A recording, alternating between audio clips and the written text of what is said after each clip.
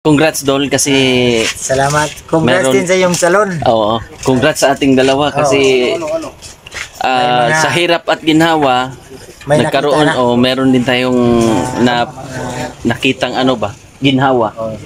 Natutupad talaga ng lahat ng mga pangarap mo no, kasi Ako rin Dol, kung ang pangarap mo noon ay magkaroon ng ganitong shop, pangarap ko, alam mo rin naman na dati, di ba? Pangarap ko rin na magkaroon ng salon. Noon pa yon, di ba? Kaya natupad yung mga pangarap natin. So yun nga po guys, ang pag-uusapan po natin sa video na ito is tungkol nga po dito sa muling pagkikita or pagsasama nila PB Team Nonoy at Mang Eli. Sa wakas is natupad na din po yung kanilang sinasabi last time na yun nga po magkakasama silang muli sa vlog kahit panandalian lamang.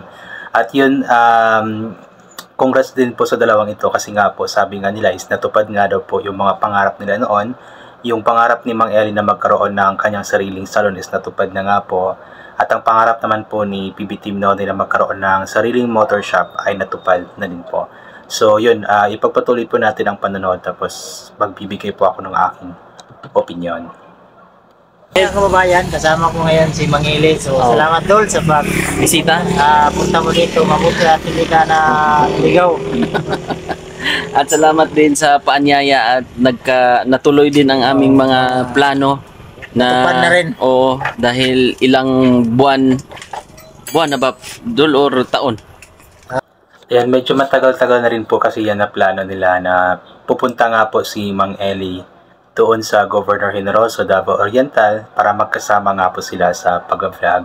Ngunit nung mga nakaraan nga po ay sobrang busy nga po nilang dalawa dahil nga po si Mang Eli meron siyang inaasikaso na negosyo tapos si PB Team Nonoy naman is busy din po last time at may ibang inaasikaso tapos ngayon is meron na rin siyang shop na inaasikaso. Pero yun nga, talagang gumagawa ng para ng ating Panginoon para matuloy talaga kung ano man po yung napag-usapan ng mga tao, especially sa kanilang dalawa.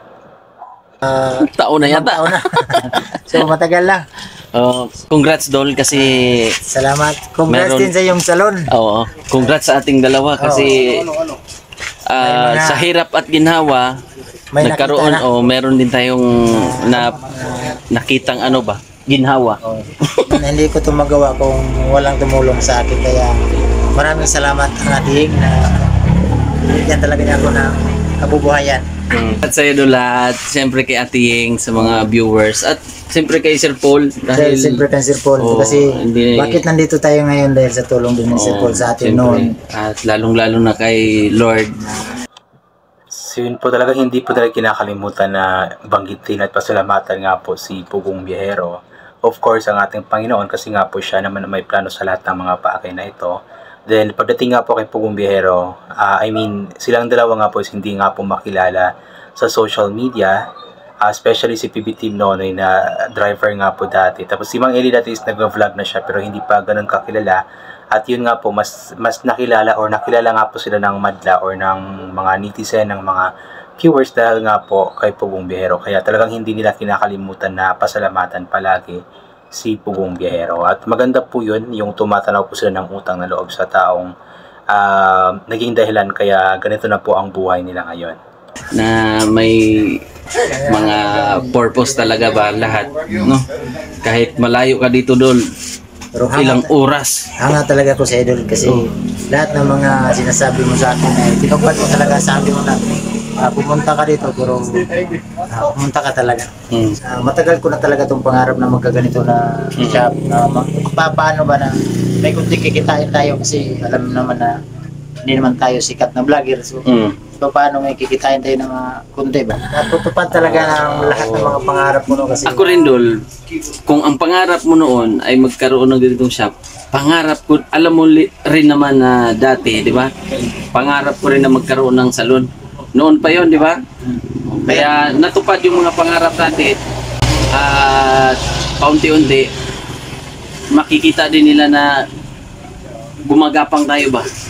kasi ako nung time na sumababa ko sa inyo yung kayo tayo pa ni Sir Paul nagsama. Matagal ko talaga itong pangarap. Sabi ko nga kan direct banking gusto ko ba sa probinsya para magkaroon ako ng Shop? shop. Mm. Sabi ni Derek Franklin sa akin, maganda yan kuya para at least may experience ka naman sa pagkaayos ng motor. Advice ko lang doon na paunti-unti lang, hinay-hinay lang. Dahan-dahan lang, hindi naman racing na. Hindi naman racing. Na kailangan ikaw yung mauna. Walang paunahan sa tiyagaan. Tiyaga lang talaga.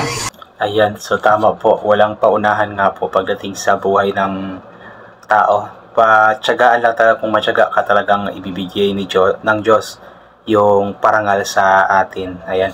So yun nga po, nakakatuwa naman pong isipin na talagang natupad na nga po yung mga pangarap nila noon pa man na magkaroon nga po ng mga bagay na ganito. Siyempre sa tulong din po ng ating Panginoon, talagang binibless sila. Kasi yung kanilang puso kasi din naman talaga is andun din talaga sa pagpapaabot ng tulong, especially sa mga kababayan po nating nangangailangan, especially sa mga katutubo. Kaya talagang pinararangalan sila ng ating Panginoon base nga po sa mabuting nagawa nila sa kapwa. Kaya congratulations po talaga sa inyong dalawa, PB Team Nonoy tsaka kay Mang Eli.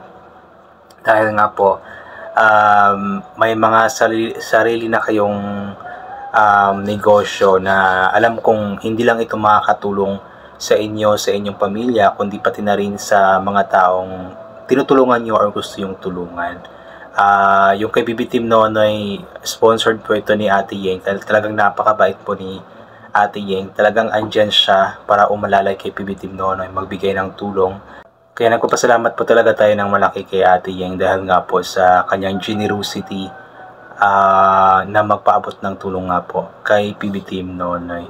At yun nga, ipag-pray po natin na sana maging successful nga po itong kanilang mga business. Kasi ganoon naman talaga, kailangan natin ipasa Diyos ang lahat kasi hindi mangyayari ang mga bagay na gusto natin. Walang blessings na darating sa atin kung hindi po tayo magtiwala at palaging manalangin sa ating Panginoon. Kaya ipagkatiwala po natin lahat ng mga bagay sa Kanya. Kaya ulit-ulit po natin magpasalamat palagi sa Kanya. Kahit na hindi po natin hinihingi kasi yung mga bagay is talagang ibinibigay niya. Kaya ulit po natin magdasal ng pasalamat sa Kanya. At yun, I think hanggang dito lang po itong gagawin ko na reaction video. So, ugalit po natin magdala ng payong kapag lalabas po tayo. Nang sa ganun kapag mainit ay hindi po tayo mainitan or kapag biglang umulan ay hindi po tayo mababasa ng ulan. And always take vitamin C para mabusa ang ating immune system at hindi po tayo matatama ng agad ng kung ano-ano mang mga sakit-sakit. Pasensya na po kayo, sobrang inaantok po ako eh. Napakaliit lamang po ng tulog ko. Mga nasa 3 or 2 oras lang yata. So anyway, thank you po. God bless and bye-bye.